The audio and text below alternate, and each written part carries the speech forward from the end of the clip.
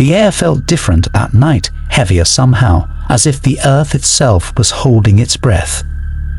It wasn't the usual chill that crept in during October, nor was it the festive excitement that came with Halloween. No, this was something darker, something that lingered in the shadows, just out of sight. The sky, painted red by the rare blood moon, cast an eerie glow over the town, and everything felt wrong. Ryan and Lucy, who had been excited for a quiet, romantic Halloween, couldn't shake the unease that followed them as they drove through the winding, desolate groves. They had planned to explore the countryside, maybe even find a hidden spot to stargaze. But as they ventured further from the familiar, they found themselves on a road that wasn't on any map. The trees on either side were thick and twisted, their branches reaching out like skeletal hands, blocking the moonlight. "Let's just turn back," Lucy said softly, her voice barely above a whisper. She stared out the window, feeling as if something or someone was watching them from the woods.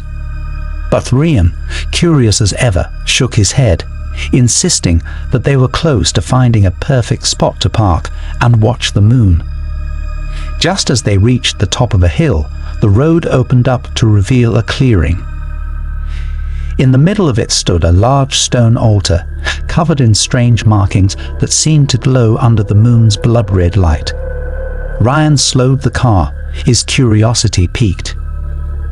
"What do you think this is?" he asked, his eyes fixed on the strange scene. Lucy's heart raced as she stared at the altar. "We should go. This doesn't feel right." But before she could finish, Ryan had already stepped out of the car. The moment his foot hit the ground, the wind picked up, howling through the trees. Lucy shuddered and reluctantly followed him, her eyes darting nervously around. She felt exposed, vulnerable. The woods were too quiet, as if the creatures of the night had fled from something even more terrifying. As they approached the altar, Ryan noticed the symbols carved into the stone. They were ancient, something he had never seen before. His fingers brushed against the rough surface, and a sudden jolt of energy shot through him. He recoiled, but it was too late. A low chanting sound began to rise from the trees. Lucy froze, her breath catching in her throat. It was faint at first, but as the minutes passed, it grew louder and more distinct. The voices were speaking a language neither of them understood, but the intent was clear. "This is wrong," Lucy whispered, backing away from the altar. But before they could make it back to the car, a group of figures emerged from the shadows. Cloaked in dark robes, their faces obscured, they moved silently, surrounding Ryan and Lucy. Ryan's heart pounded in his chest as he grabbed Lucy's hand. "We need to leave. Right now." But the figures closed in, blocking their path. The chanting grew louder, more intense, and the ground beneath them seemed to vibrate with each word. Lucy's eyes widened as she saw one of the robed figures step forward, holding a large, ancient-looking book. The figure's voice was raspy and hollow, reciting words that sent a chill down her spine. Ryan pulled Lucy closer, his eyes darting around for an escape. "What do you want?" he shouted, but the figures ignored him. Instead, they began to move in unison, circling the couple as if performing some kind of ritual. Suddenly, the altar began to glow brighter, its red light pulsating with each chant. The air grew thick with the scent of burning incense, and Lucy felt dizzy, her vision blurring. She tried to pull away, but her legs felt like lead. One of the figures stepped forward, raising a ceremonial knife high into the air. "The blood moon demands a sacrifice," the figure hissed, the words sending a jolt of terror through Lucy. Ryan lunged forward, trying to push the figure away, but it was like hitting a wall. The robed figures were unnaturally strong. They grabbed him, forcing him to his knees before the altar. "Lucy!" Ryan shouted, his voice filled with desperation. She tried to move, tried to fight, but the figures surrounded her as well, their hands cold and unyielding. The chanting reached a feathered pitch, and the moon overhead seemed to pulse in time with the ritual. The knife gleamed in the blood-red light, and Lucy knew that if she didn't do something, Ryan wouldn't survive. With all her strength, she broke free from the figures and lunged at the one holding the knife.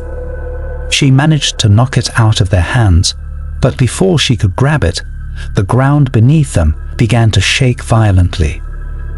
The altar cracked open, and from within, a monstrous figure began to emerge. Its skin was blackened and twisted, its eyes glowing red with an insatiable hunger. The robed figures fell to their knees, bowing before the creature. Ryan and Lucy stood frozen in terror as the creature let out a deafening roar. The air around them grew cold, and the sky darkened, as if the moon itself was being consumed by the darkness. "We have to get out of here," Lucy gasped, grabbing Ryan's hand. But as they turned to run, the creature reached out, its long clawed fingers barely missing them. They sprinted toward the car, their hearts pounding, the creature's growls echoing behind them. As they reached the car, Ryan fumbled with the keys, his hands shaking uncontrollably. "Come on," Lucy urged, her eyes wide with fear. Just as the creature lunged at them again, Ryan managed to start the car, and they sped away, leaving the clearing behind. But even as they drove, Lucy couldn't shake the feeling that they hadn't truly escaped.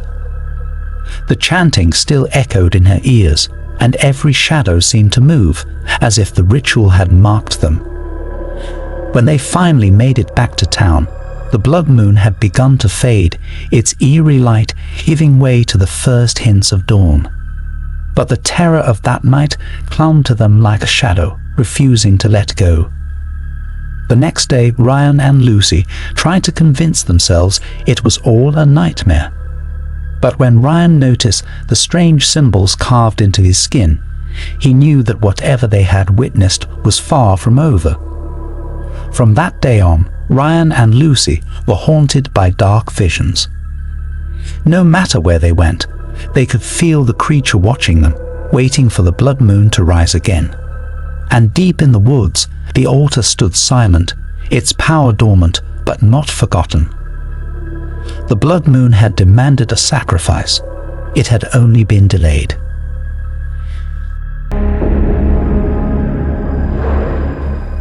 There's something unsettling about the way Halloween night changes the world. The streets, normally so familiar, become eerie under the glow of carved pumpkins, shadows stretching farther than they should. The air is thick with anticipation, as if the line between reality and something darker is thinner than usual. Some say it's just the magic of Halloween, but for one family, it was much more sinister than that. It all started when a doll appeared on their doorstep. Not in a box, not wrapped, just sitting there, staring blankly with wide, unblinking eyes. It was dressed like a little witch, complete with a pointed hat, its expression frozen in an eerie smile. At first, the Wilson family assumed it was part of some prank, or maybe a leftover Halloween decoration. Clara, their 10-year-old daughter, found it first. She thought it was cute, something she could add to her growing collection of dolls. But her parents, Lisa and Mark, were less enthusiastic. Lisa couldn't quite explain it, but there was something about the doll that made her uneasy. The way its eyes seemed to follow her, no matter where she stood. Mark shrugged it off, telling her not to overthink it. It was just a harmless toy left behind by someone. That night, after trick-or-treating, Clara placed the doll on her shelf, proudly displaying it among her other toys. But as the night grew darker, something changed. Lisa woke up to a sound, soft but distinct. The sound of tiny footsteps echoing through the hallway. She sat up in bed, heart pounding, straining to hear it again. For a moment, there was silence, and then there it was. Soft, almost imperceptible, but unmistakable. "Mark, did you hear that?" she whispered, shaking her husband awake. But Mark only grunted, half asleep, and turned over. Lisa tried to convince herself it was just Clara getting up for a glass of water. Yet something didn't feel right. The next morning, Clara came downstairs, excited for breakfast. But when Lisa asked if she had been out of bed during the night, Clara shook her head. "I slept all night, Mom," she said, her brow furrowing in confusion. As the day went on, Lisa couldn't shake the feeling of being watched. Every time she walked past Clara's room, she swore the doll's eyes followed her. It was irrational, she knew, but the sensation of those glassy eyes tracking her movements was enough to make her avoid the room entirely. That evening, things took a darker turn. Lisa was cleaning up after dinner when she noticed the doll. It was sitting in the hallway, far from where Clara had left it. "Clara, did you move your doll?" she called out. Clara came running, her face scrunched up in confusion. "No, I didn't touch it," she said. Mark, hearing the conversation, joined them. "Come on, it's just a doll. Clara probably forgot she moved it. Let's not freak out over nothing." But Lisa wasn't convinced. She knew her daughter hadn't moved it. Something wasn't right. That night, the footsteps returned. Lisa lay in bed, frozen, her heart thudding in her chest as the soft padding of tiny feet echoed through the house. This time, she wasn't alone in hearing it. Mark sat up, wide-eyed, staring into the darkness. "Did you hear that?" he whispered, his voice tight with fear. Lisa nodded, her throat too dry to respond. They both got out of bed and followed the sound, which led them down the hall to Clara's room. When they opened the door, their blood ran cold. The doll was standing upright on the floor, its head tilted slightly, as if it were watching them. Clara was sound asleep in her bed, completely unaware of the eerie presence beside her. Mark, trying to stay calm, picked up the doll and put it back on the shelf. "It's just a coincidence," he muttered, though the fear in his voice betrayed him. "We'll get rid of it tomorrow." But tomorrow never came. That night, the doll moved again. This time, it was found in the living room, standing near the window, its face turned toward the street as if it were waiting for something. Lisa couldn't take it anymore. She grabbed the doll, threw it into a box, and shoved it deep into the attic. "That thing is not staying in our house," she insisted. Mark agreed, though he still tried to rationalize the situation. Maybe it's just Clara playing tricks.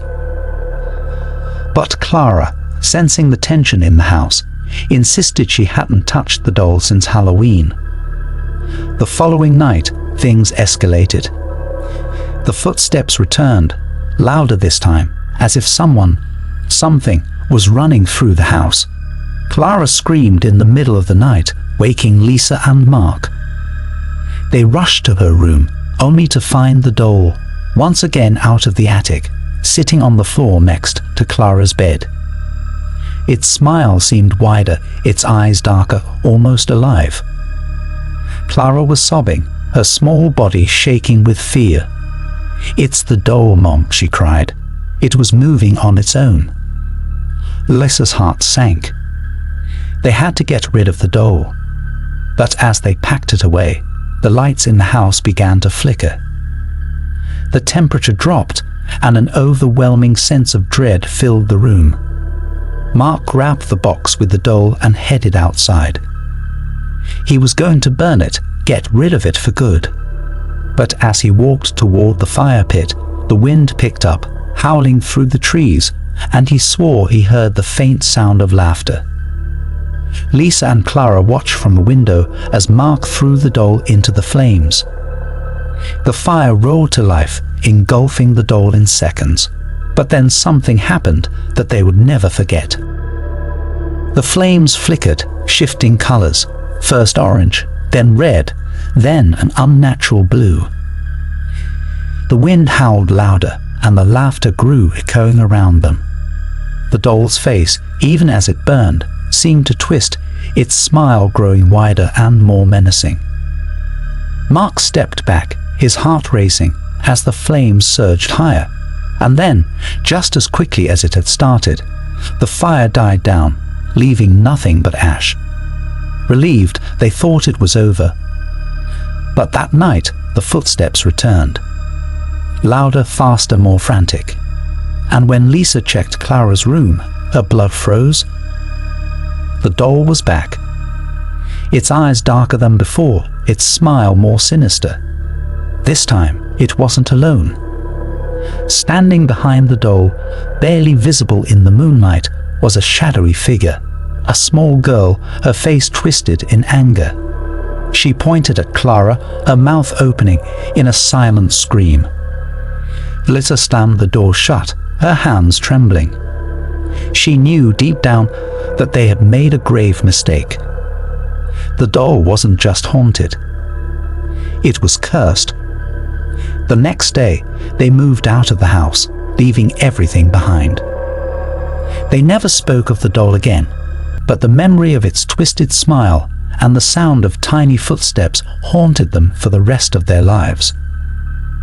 Every Halloween, Lisa still hears the faint sound of laughter on the wind. And she knows the doll is still out there waiting.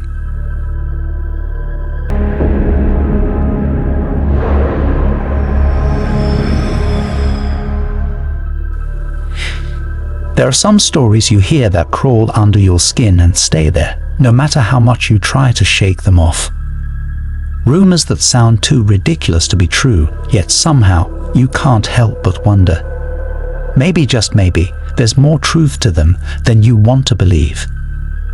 This was one of those stories, whispers about a killer clone roaming the woods on Halloween night.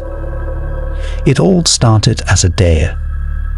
A group of teens, Levy, Amber, Jack, and Olivia, decided that they were going to prove once and for all that the story was nothing more than a twisted urban legend.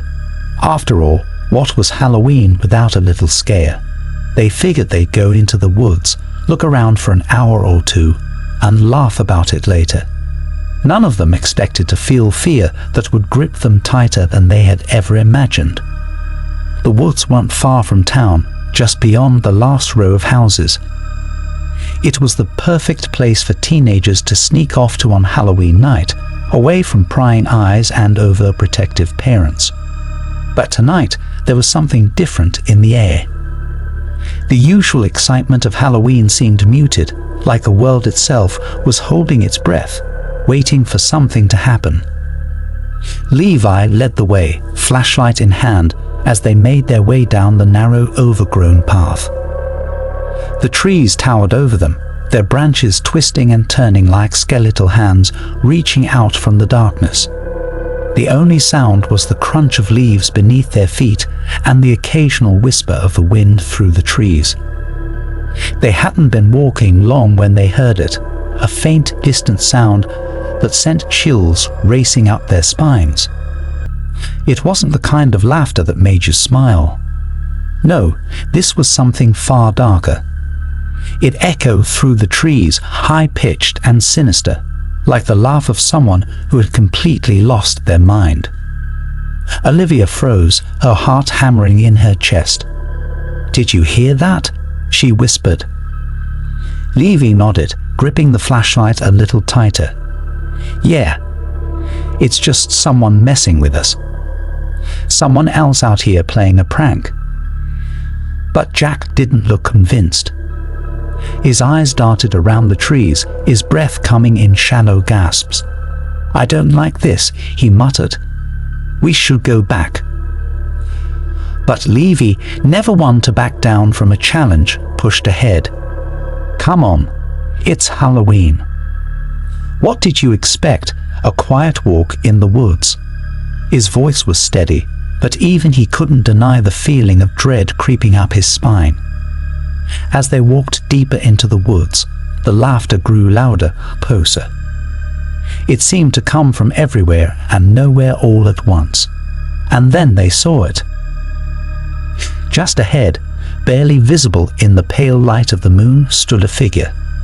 Tall, unmoving. A clown. The clown's makeup was smeared, its clothes dirty and torn. But what was most unsettling were its eyes. Cold, dead eyes that stared at them without blinking. Its grin was wide, too wide, like its face had been stretched beyond what was natural. And then, without warning, it moved. One slow, deliberate step forward. Amber let out a gasp, grabbing Levy's arm. "This isn't funny anymore. We need to go." Her voice trembled, barely more than a whisper. Levi swallowed hard, his bravado quickly fading. "Yeah, let's get out of here." But when they turned to leave, the path they had just walked down was gone. The trees had closed in around them, twisting and turning in a way that shouldn't have been possible. The woods themselves had become a maze, trapping them. And the clown was still there. They began to run, heartbeats pounding in their ears, but no matter how fast they went, the laughter followed them. Closer, louder, more menacing. The flashlight flickered, casting eerie shadows that seemed to dance and writhe on the forest floor. Jack tripped, crashing to the ground with a shout. The others stopped, turning to help him, but as Levy reached down to pull him up, he froze. Behind Jack, just inches away, was the clown. It hadn't moved, but it was closer. So close that Levi could see the glint of something in its hand. A knife. "Run!" Levi shouted, pulling Jack to his feet. They tore through the trees, no longer caring where they were going, just desperate to escape. But the woods were a labyrinth, every turn leading them back to the same place. Back to the clown. Olivia screamed as the clown lunged, its knife gleaming in the moonlight. It swiped at her, narrowly missing as she ducked and stumbled backward. The group scattered, each one running in a different direction, but the laughter continued to echo, chasing them, hunting them. Levi could hear Amber's cries somewhere in the distance, but he couldn't stop. He had to keep running. His breath came in ragged gasps as he pushed through the branches, the clown's footsteps following him, always just behind. And then, without warning, he burst into a clearing. The laughter stopped. The air was still, heavy with an unnatural silence. Levy collapsed to his knees, his body shaking with adrenaline. He glanced around, but there was no sign of his friends. No sign of the clown. For a moment, he thought he might be safe. But then, out of the corner of his eye, he saw it. Standing just at the edge of the clearing, hidden in the shadows. The clown. Waiting. Watching. Levi scrambled to his feet, but his legs felt heavy, like he was moving through water. The clown stepped forward, slowly, deliberately, its grin never fading. Levi backed away, but he knew there was nowhere left to run. He could hear his friend's screams echoing in his head. He could see the cold, dead eyes of the clown, reflecting the moonlight. And as it raised its knife, Levi realized something terrible. There was no escape. The clown wasn't just in the woods. It was in their minds. And it wasn't going to stop until they were all gone. One by one, their screams were silenced. The woods returned to their eerie quiet, the laughter fading into the night. By morning, there was no trace of the teens. Just the stories that would be whispered for years to come.